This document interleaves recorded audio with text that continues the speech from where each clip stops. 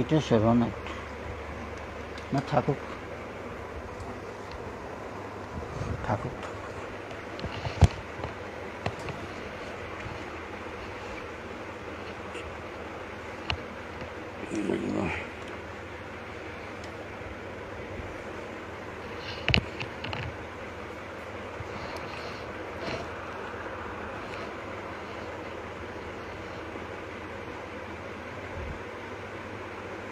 এটা একটু ইয়ে করে দেব, বাতাসে উড়াস, বাতাসে উড়াইতেছে। থাকুক, বেশি গেছে, আর একটু টানা। হ্যাঁ,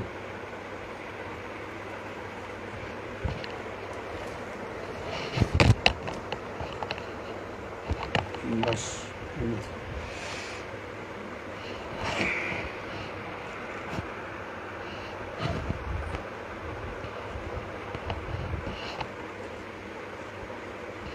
প্রিয় বিশ্ববাসী জনগণ,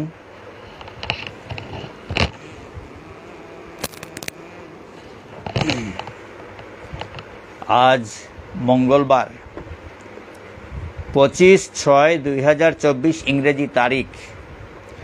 এখন আমি জগতের মঙ্গলের জন্য আমার স্বরচিত বিশ্ব শান্তি স্থাপনে কানে রসগোল্লা মন্ত্র কাব্যগ্রন্থের 23 নম্বর অংশটি পাঠ করে ফেসবুক লাইভ টেলিকাস্ট করছি। আপনারা সবাই সহযোগিতা করবেন এবং ভুল ত্রুটি নিজ গুণে ক্ষমা করে, ভুল ত্রুটি প্রদর্শন করে সংশোধনের সুযোগ প্রদান করবেন।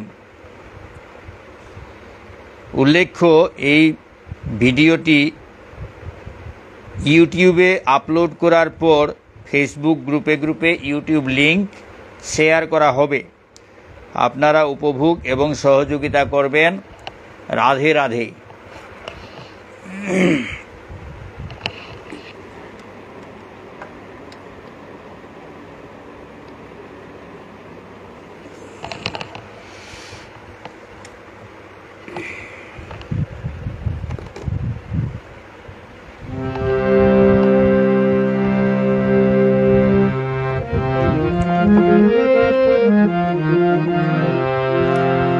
গীতার মন্ত্রে দীক্ষা নিয়ে করব বিদ্যা উপার্জন।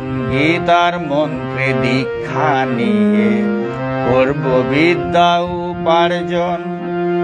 ব্রহ্মচর্যে ব্রতী হব, সার্থক হবে জীবন।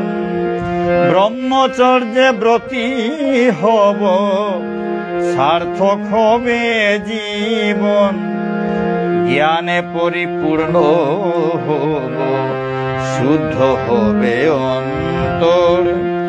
জ্ঞানে পরিপূর্ণ হব, শুদ্ধ হবে অন্তর।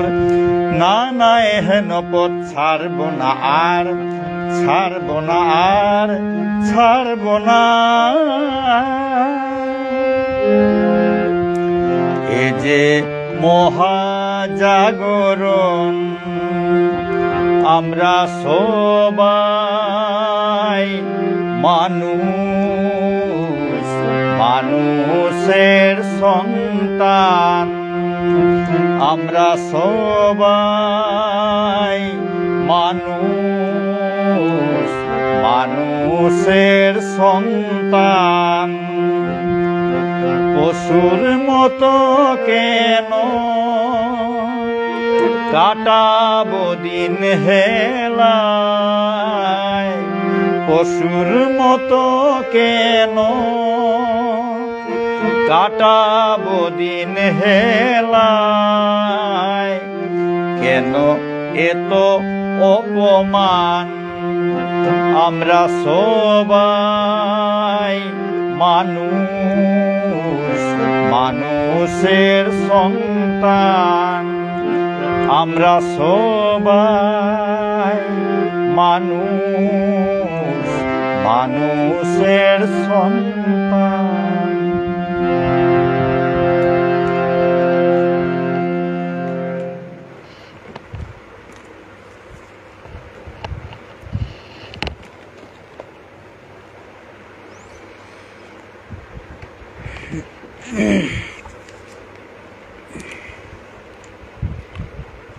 প্রিয় বিশ্ববাসী জনগণ, এখন রাধাষ্টমী গ্রন্থ থেকে পাঠ, রাধাষ্টমী অংশ থেকে পাঠ, রাধাষ্টমী দ্বিতীয় খণ্ড।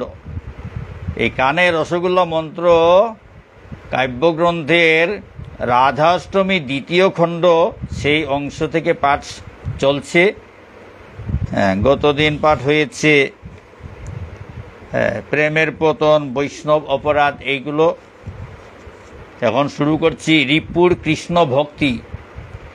রিপুর কৃষ্ণ ভক্তি। রিপু আধিপত্যে কৃষ্ণ থাকিতে না পারে, রিপু আধিপত্যে কৃষ্ণ থাকিতে না পারে। শুদ্ধ ভক্তের সমীপে সে কৃষ্ণের সেবা করে, শুদ্ধ ভক্তের সমীপে সে কৃষ্ণ সেবা করে। রিপু মানে শত্রু। কাকে শত্রু বলা হচ্ছে? আমাদের শরীরে, আমাদের সঙ্গে যে রিপুগুলো আছে, কাম, ক্রোধ, লোভ, মোহ, মদ, মাৎসর্য, 6টা রিপু আছে। 6টা রিপু আছে। কাম, কামনা বাসনা, ক্রোধ, রাগ করা, কাম, ক্রোধ, লোভ, মোহ, মদ, মাৎসর্য, এই 6টা রিপু আছে। কারণ এইগুলাকে রিপু বলা হচ্ছে, শত্রু বলা হচ্ছে, কারণ এগুলা শত্রুতা করছে, আমাদের শত্রুতা করছে। কার শত্রুতা করছে? আমাদের আত্মার শত্রুতা করছে, আত্মার সদ্গতিতে বাধা বিঘ্ন সৃষ্টি করছে। তার জন্য এইগুলোকে রিপু বলা হয়, শত্রু বলা হয়। এই যে কাম ভাব, কাম বাসনা, কাম থেকে ক্রোধ, কাম চরিতার্থ না হলে ক্রোধ হয়, তার থেকে লোভ হয়, কাম, ক্রোধ, লোভ, মোহ হয়, তারপরে মদ, অহংকার, তারপরে মাৎসর্য, পরশ্রী, কাতরতা। এইভাবে এই 6টা রিপু আছে আমাদের সঙ্গে সঙ্গে, সবার সঙ্গে সঙ্গে থাকে। এইগুলো আমাদের শত্রুতা করছে। আমাদের, আমি হচ্ছি আত্মা, এ দেহটা নয়, এই দেহটা নয়, আমার স্বরূপ হচ্ছে আত্মা। জীবের স্বরূপ হয় ভগবানের নিত্যদাস, আত্মাকে স্বরূপ বলা হয়। দেহটা হচ্ছে পোশাক। গীতার মতে দেহটা হচ্ছে পোশাক, আত্মা হচ্ছে আসল পরিচয়। তো এই আত্মার সদ্গতিতে বাধা বিঘ্নের সৃষ্টি করছে, তাই এইগুলোকে রিপু বলা হয়, শত্রু বলা হয়। এই যে কাম, ক্রোধ, লোভ, মোহ, মদ, মাৎসর্য, এগুলা শত্রুতা করছে, সদ্গতিতে বাধা প্রদান করছে। বলা হচ্ছে রিপু আধিপত্যে কৃষ্ণ থাকিতে না পারে। যার সঙ্গে রিপুর আধিপত্য থাকে, রিপুর অধিকার বেশি থাকে, রিপুর ক্ষমতা বেশি থাকে, তার সঙ্গে ভগবান শ্রীকৃষ্ণ, ভগবান থাকতে পারেন না। কারণ যে কাম বাসনা নিয়ে মত্ত, ক্রোধ নিয়ে মত্ত, লোভ লালস নিয়ে মত্ত, অহংকার নিয়ে মত্ত, পরশ্রী কাতরতা নিয়ে মত্ত, এইসব লোকের সঙ্গে ভগবান থাকতে পারেন না। বলা হচ্ছে রিপু আধিপত্যে কৃষ্ণ থাকিতে না পারে। শুদ্ধ ভক্তের সমীপে সে কৃষ্ণের সেবা করে। শুদ্ধ ভক্তের রিপুগুলো কিন্তু রিপু না হয়ে বন্ধ হয়ে যায়। শুদ্ধ ভক্তের রিপুগুলো কৃষ্ণ সেবা করছে। কাম বাসনা সেই সাধারণ মানুষের, যে শুদ্ধ ভক্ত নয়, তার কাম রিপু এই জগতের কামনা বাসনা নিয়ে মত্ত থাকে। আর শুদ্ধ ভক্ত কৃষ্ণ ভজনের কামনা নিয়ে মত্ত থাকে। তাই বলা হচ্ছে শুদ্ধ ভক্তের সমীপে সে কৃষ্ণের সেবা করে। এই রিপুগুলো কৃষ্ণ সেবা করছে, ভগবানের সেবা করছেন। এই শত্রুগুলো ভক্তের কাছে যখন থাকে তখন বন্ধু হয়ে যায়, ভক্তকে সহযোগিতা করে, ভগবানের সেবায় সহযোগিতা করে, নিজেরা সেবায় লেগে যায়। তাই বলা হচ্ছে শুদ্ধ ভক্তের সমীপে সে কৃষ্ণ সেবা করে, ভগবানের সেবা করে। কাম বাসনা কৃষ্ণ ভজনের কাম বাসনা হয়ে যায়। পরিবর্তিত হয়ে কৃষ্ণ ভজনের কামবাসনা হয়ে যায় ক্রোধ। ভজনে যখন ব্যাঘাত ঘটে তখন ক্রোধের উৎপত্তি হয়, সেটাও হয়ে গেল, বন্ধু হয়ে গেল, রিপু আবার বন্ধু হয়ে গেল। কারণ ভজন সাধনে ব্যাঘাত যখন কেউ ঘটাচ্ছে তখন ক্রোধের উৎপত্তি হয়, ভক্তের মনে ক্রোধ জাগে। কারণ ভজন সাধনে ব্যাঘাত ঘটলে ভক্ত কোনো কিছুতেই ভক্ত রাগান্বিত হন না, কিন্তু যখন ভজনে ব্যাঘাত ঘটে তখন মনে মনে ক্রোধ জাগে। সেই ভজন যাতে ঠিক মতো হয় তার জন্য কিছু ক্রোধ প্রকাশ করে, তখন এই রিপু বন্ধুর কাজ করে। লোভ, সাধারণ মানুষের লোভ, এই জাগতিক বস্তু নিয়ে লোভ লালসা প্রকট করে, কিন্তু ভক্ত কৃষ্ণ সেবার জন্য লোভ করছে, কৃষ্ণ হরিনাম কীর্তন শোনার জন্য লোভ করছে। এই লোভ পরিবর্তিত হয়ে সেই রকম ভক্তের লোভ সেই রকম হয়ে গেল, ভক্তের বন্ধু হয়ে গেল। কৃষ্ণ নাম শোনার লোভ, হরে কৃষ্ণ কীর্তন শোনার লোভ, ভগবানের সান্নিধ্য লাভ করার লোভ, ভগবানের ভজন করার লোভ। এই ভক্তের রিপুগুলো এইভাবে পরিবর্তিত হয়ে ভজনে, কৃষ্ণ ভজনে লেগে যাচ্ছে। এই রকম সব রিপুগুলা কৃষ্ণ সেবা করে। তাই বলা হচ্ছে রিপু আধিপত্যে কৃষ্ণ থাকিতে না পারে। যার মধ্যে রিপুর আধিপত্য থাকে তার সঙ্গে ভগবান থাকতে পারেন না। আর ভক্তের রিপু কিন্তু বশ হয়ে থাকে, রিপুর আধিপত্য থাকে না, ভক্তের মধ্যে রিপুর আধিপত্য থাকে না। রিপুকে বশ করে ভক্ত তার ভগবৎ সেবায় লাগিয়ে দিচ্ছেন। সুতরাং বলা হচ্ছে শুদ্ধ ভক্তের সমীপে সে কৃষ্ণ সেবা করে। 6 রিপু বশ হয়ে কৃষ্ণ কৃষ্ণ বলে, ভক্তের 6 রিপু বশ হয়ে কৃষ্ণ কৃষ্ণ বলে কীর্তন করে।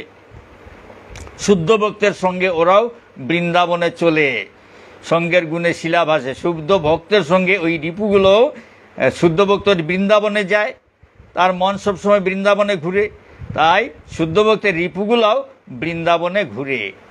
তাই বলা হচ্ছে 6 রিপু বশ হয়ে কৃষ্ণ কৃষ্ণ বলে শুদ্ধ ভক্তের সাথে ওরাও বৃন্দাবনে চলে, শুদ্ধ ভক্ত বৃন্দাবনে চলে। সুতরাং শুদ্ধ ভক্তের রিপুগুলো, শত্রুগুলো পর্যন্ত তার সঙ্গ পেয়ে তার সাথে আনন্দে কৃষ্ণ বলে কীর্তন করে, কৃষ্ণ কৃষ্ণ বলে কীর্তন করতে করতে বৃন্দাবনে ভ্রমণ করে। এই 6 রিপুর পাদপদ্ম হৃদে করিয়াস, এই 6 রিপুর পাদপদ্ম হৃদে করিয়াস ভগত মহিমা কহে নিরুপম দাস।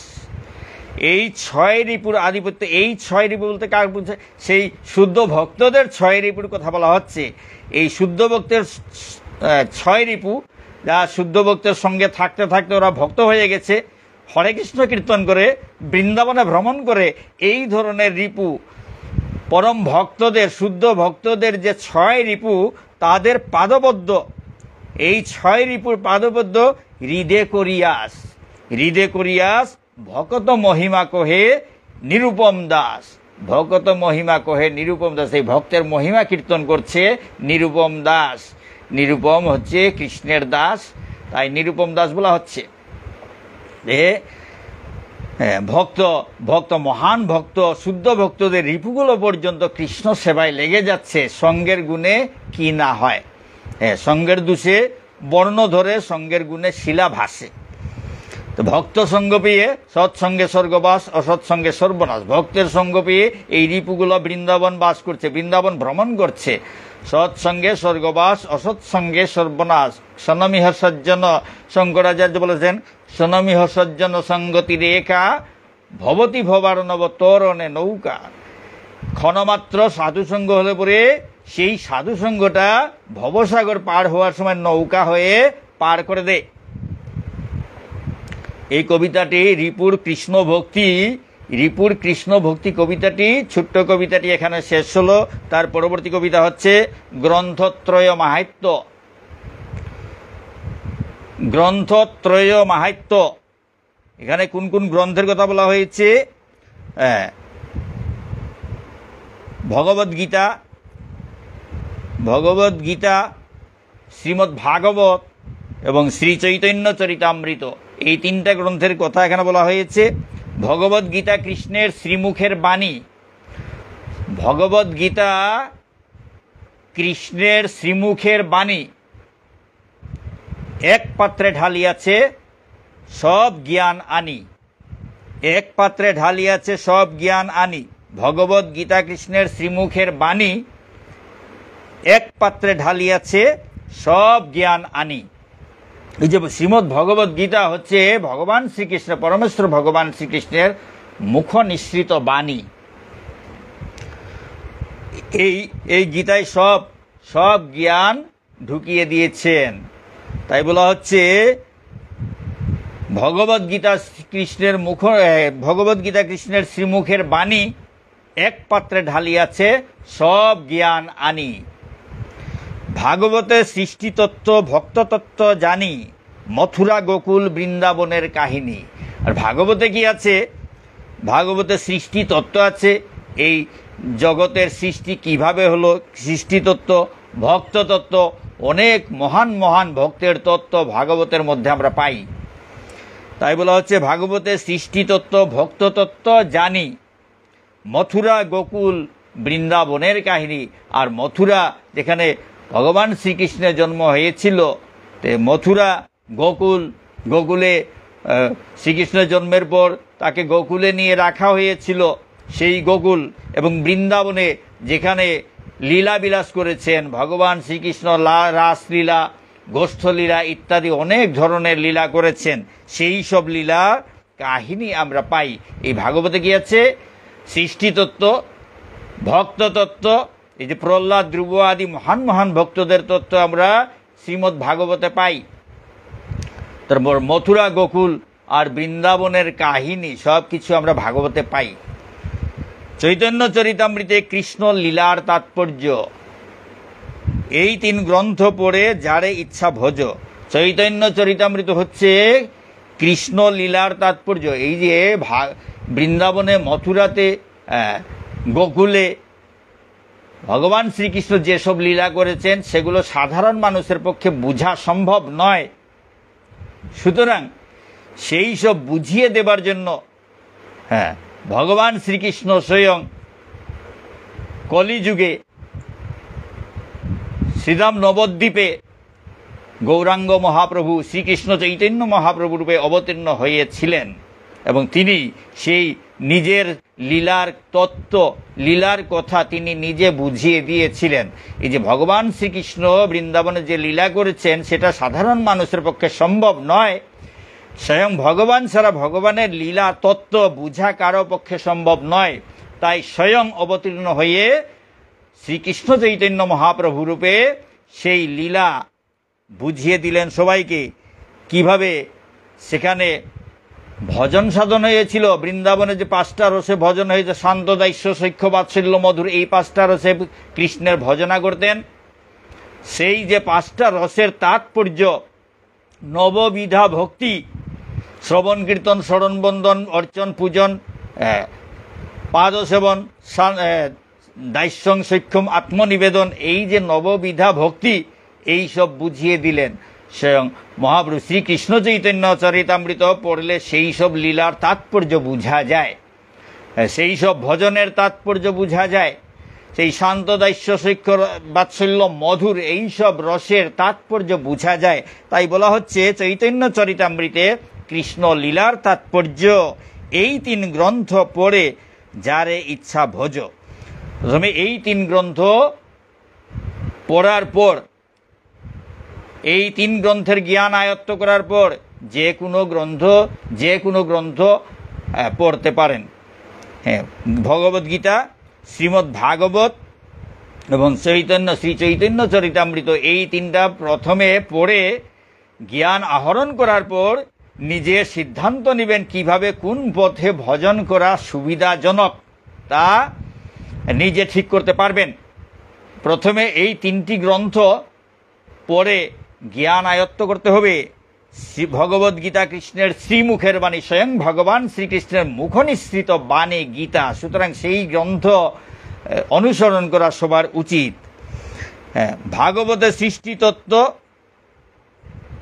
ভক্ততত্ত্ব জানি। ভগবদ্গীতা কৃষ্ণের শ্রীমুখের বাণী এক পাত্রে ঢালিয়াছে সব জ্ঞান আনি। সব জ্ঞান যখন এই ভগবদ্গীতার মধ্যে পাওয়া যায়, সুতরাং সেই শ্রীমদ্ ভগবদ্গীতা অনুসরণীয়, তাকে অবহেলা করা উচিত নয়। তার সেই একটি গ্রন্থের মধ্যে সব যখন জ্ঞান পাওয়া যায় সেটাকে আগে আয়ত্ত করতে হবে, আয়ত্ত করা উচিত। ভাগবতের সৃষ্টিতত্ত্ব, ভক্ততত্ত্ব জানি, হ্যাঁ, মথুরা গোকুল বৃন্দাবনের কাহিনী, ভগবানের লীলা কাহিনী সব পাওয়া যায়, ভক্তের তত্ত্ব পাওয়া যায়, ভক্তের সেই মহান মহান ভক্তদের জীবনী আলোচনা করলে মন শুদ্ধ হয়ে যায়, কিভাবে ভজন করতে হয় তার রাস্তা পাওয়া যায়। তাই সেসব পড়া অত্যন্ত প্রয়োজনীয়। মথুরা গোকুল বৃন্দাবনের কাহিনী, এইসব ভগবানের লীলাস্থান, এইসব লীলাস্থানের তাৎপর্য, এইসব লীলাস্থানের কাহিনীগুলো বর্ণনা করা আছে ভাগবতে। সুতরাং সেই কাহিনীগুলো পড়তে হবে।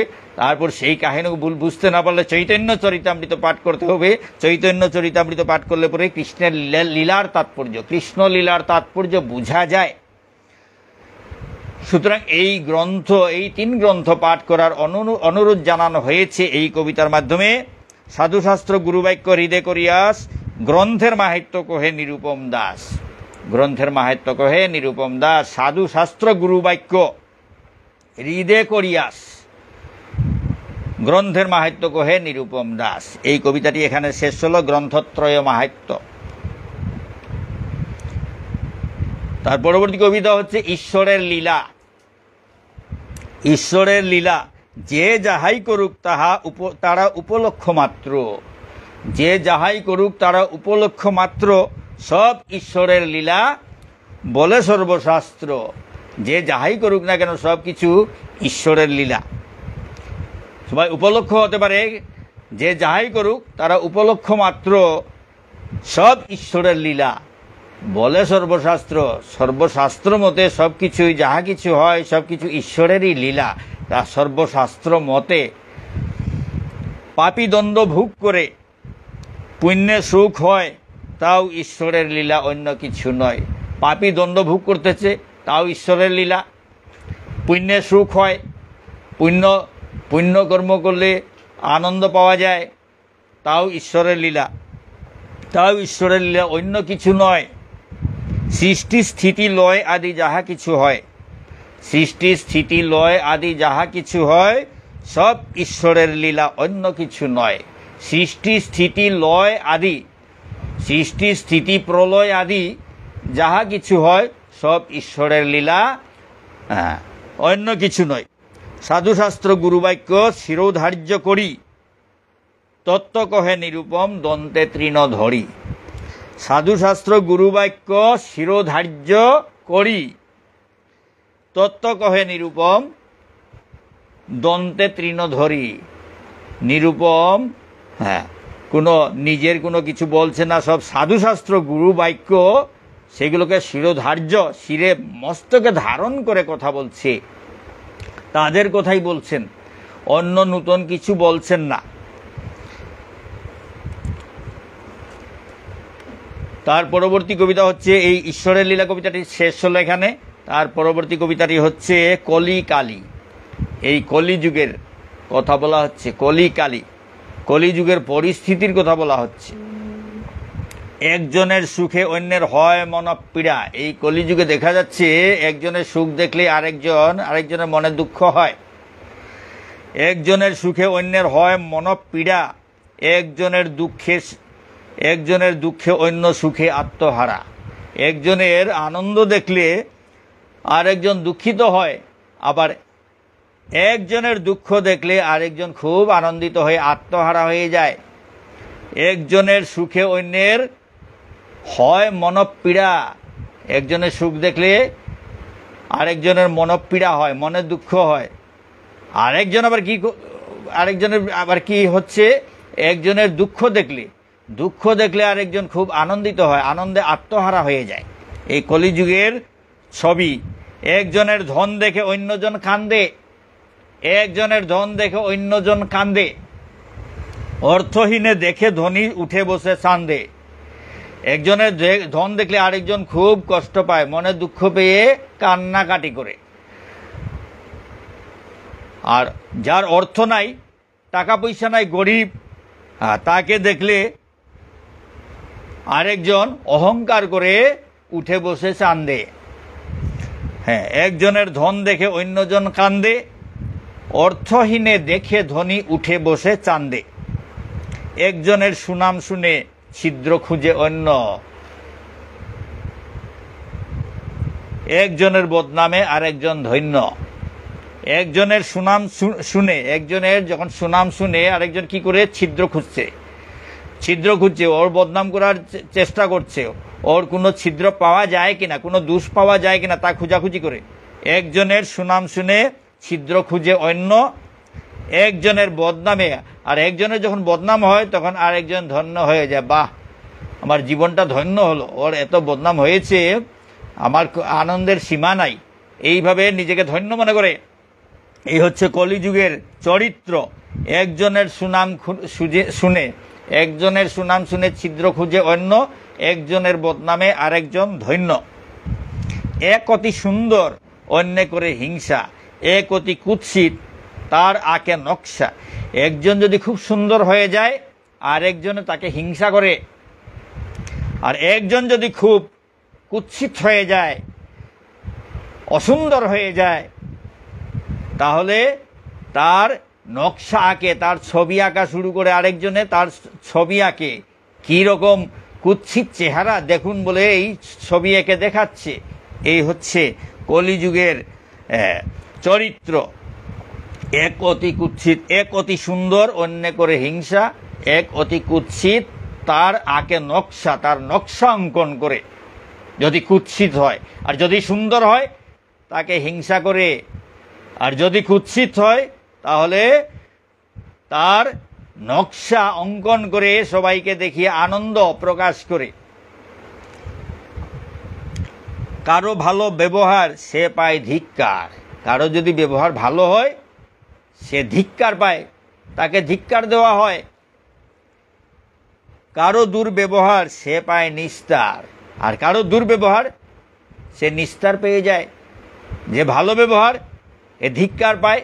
এই কলিযুগে অনেক আছে যা ভালো ব্যবহার পছন্দ করে না, ভালো ব্যবহার পছন্দ করে না, তাকে ধিক্কার দেয়। আর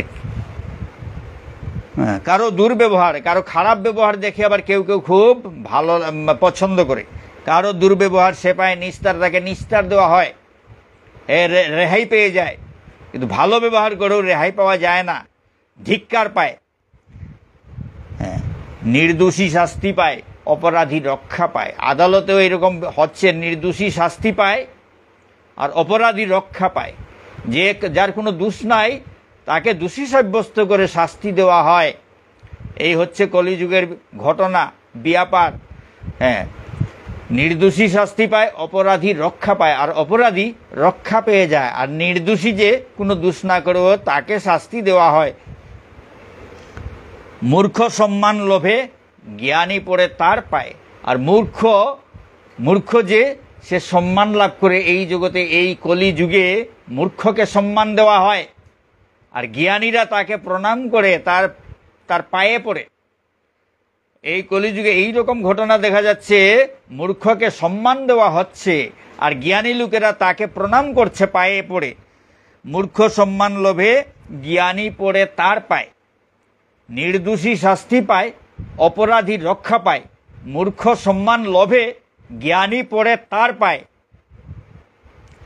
বেশি কথা বলে যে তার বেশি দাম, বেশি কথা বলে যে তার বেশি দাম। এই কলিযুগে এটাও দেখা যাচ্ছে যে বেশি কথা বলে তার দাম বেশি হয়। বেশি কথা বলে যে তার বেশি দাম, কথা না বললে কেহ না পায় সম্মান। যে কথা বলে না সে সম্মানও পায় না। এইরকম যত জ্ঞানী হোক না কেন, যদি কথা না বলে তাকে সম্মান দেওয়া হয় না। আর যার ভেতরে কোনো জ্ঞান নেই কিন্তু বেশি কথা বলে তাকে সম্মান দেওয়া হয়, তার দাম বেশি। বেশি কথা বলে যে তার বেশি দাম, কথা না বললে কেহ না পায় সম্মান। শক্তি দেখিয়ে কেহ সম্মান লোভে, কেহ কেহ শক্তি দেখিয়ে সম্মান লাভ করে। ভক্তি দেখিয়ে কেহ নিন্দিত ভবে, আর কেহ কেহ ভক্তি দেখিয়ে, ভগবানের প্রতি ভক্তি দেখিয়ে নিন্দিত হয়। সবাই তাকে নিন্দা করে, অনেকেই নিন্দা করে। শক্তি দেখিয়ে কেহ সম্মান লোভে, শক্তি দেখিয়া সম্মান লাভ করে, পুরস্কার লাভ করে। আর ভক্তি দেখিয়ে কেহ নিন্দাই লাভ করে। নিন্দিত হয়, এই জগতে নিন্দিত হয়। তাকে নিন্দা করে। অনেক লোক আছে ভক্তি দেখলে পরে যে ভক্তি দেখায় তাকে নিন্দা করে। এই কলিযুগের এই রকম ঘটনা দেখা যায়। এই রকম চরিত্রের মানুষ আছে যা ভক্তি ভজন সাধন পছন্দ করে না।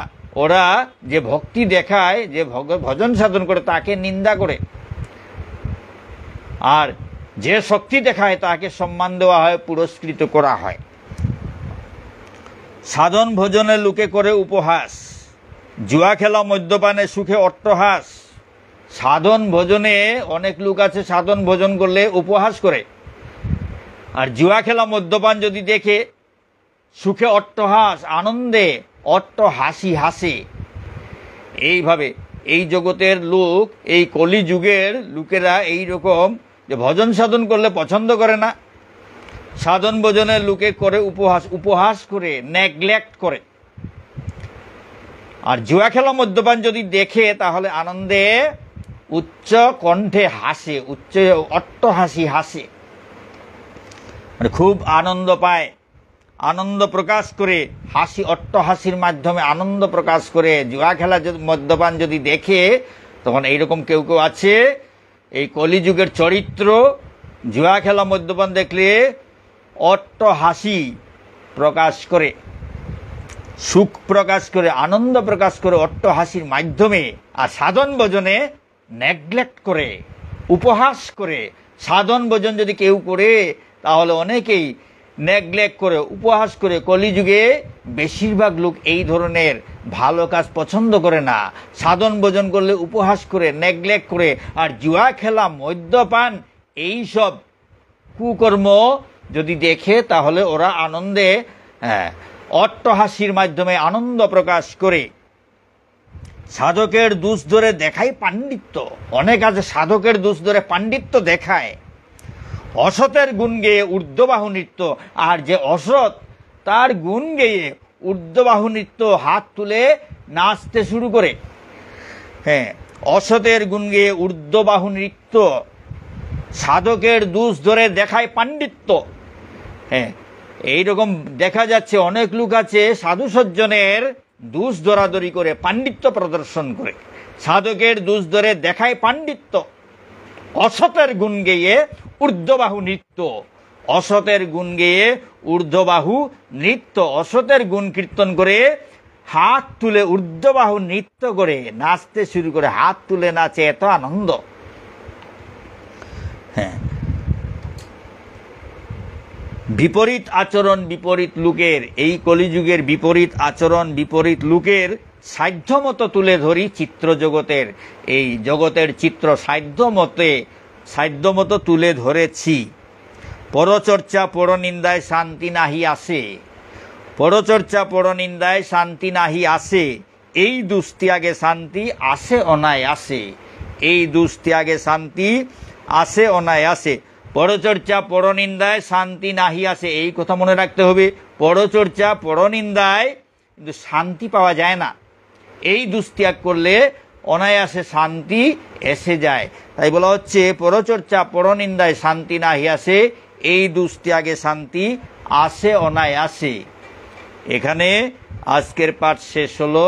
কত ভুল ত্রুটি থাকবে নিজ গুণে ক্ষমা করবেন, ক্ষমা করে শুদ্ধ করে গ্রহণ করবেন। ওম শান্তি।